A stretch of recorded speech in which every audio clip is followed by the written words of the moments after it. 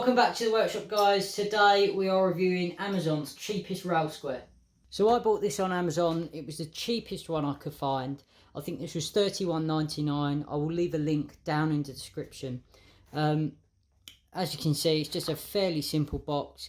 It's 260mm long. It looks like something from China, but that's what we'll find out. So there is literally nothing in the box.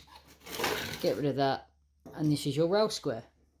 Now, the Amazon page says it's made of an aluminium and stainless steel alloy.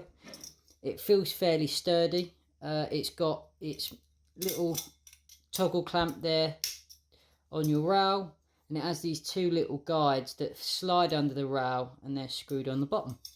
It's got all these cutouts, which I assume is to reduce weight, and it has a few extra screw holes here that I wasn't actually sure what they did, whether a rail can go this way.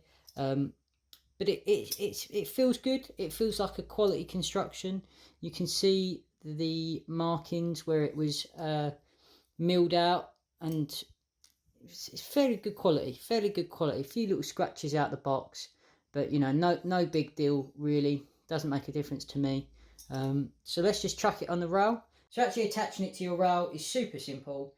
There's two slots on your rail. Obviously, you want it on the bottom side, and your toggle clamp there just latches into the top one, and you clamp it shut. You can move it as far down as you like. It feels very sturdy. So stand back up just to show you this. This is the underside. There is a slight amount of,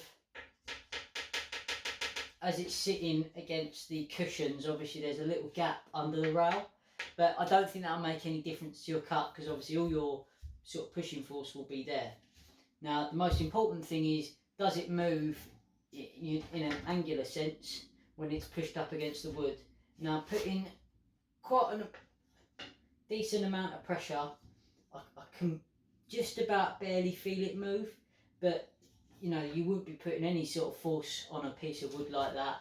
And the toggle clamp feels fairly secure. There's not much play at all, if any. And it's quite easy just to, you know, snap it out, move it down to where you want it, and like I say, completely secure again. So I'm quite happy with how that interfaces with the rail and the fact that there's no movement. So the next job is just to see if it makes the 90-degree cut the box says it does. So what I've got in front of me is an IKEA shelf that I actually need to cut for inside the house. I've set up with my rail square. It's just a little bit up so that it's not right down the end. You can move that to wherever you want it. I've marked a nice crisp and square line, butted my square up against the workpiece, and just brought it over so that my track is directly in line with the line I want. And then the next thing is just to make the cut. When the saw is on it, it doesn't feel like it's going to tip. Obviously, if you bring the saw too far back, it's going to tip up like that.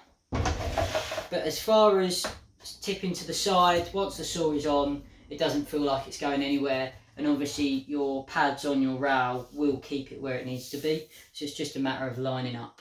So let's make our cut.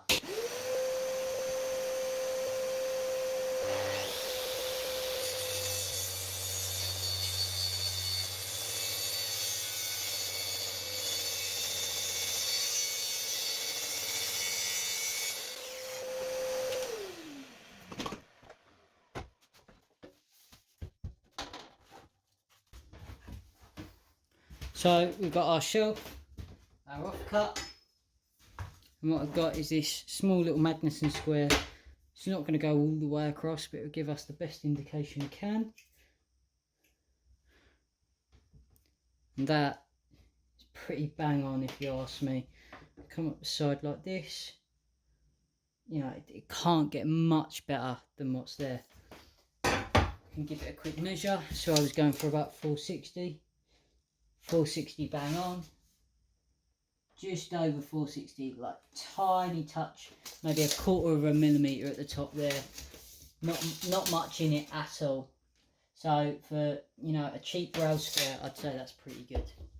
So Amazon's cheapest rail square, did it make the cut?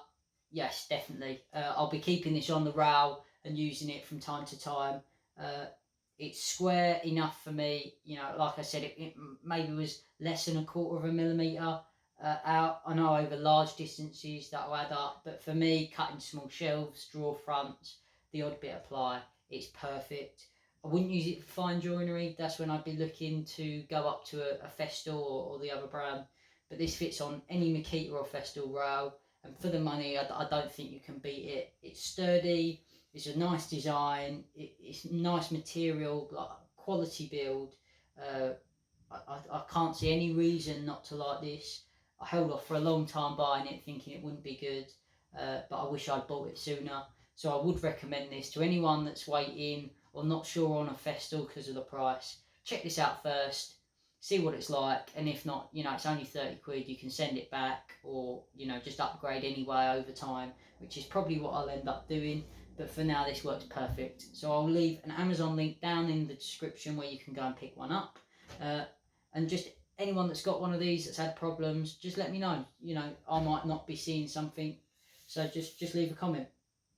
Thanks for watching today's video, guys. I really appreciate it. Leave a comment down below if you've got any questions or comments about this rail square. I will leave a link, an Amazon link, in the description for this if you want to go and pick one up.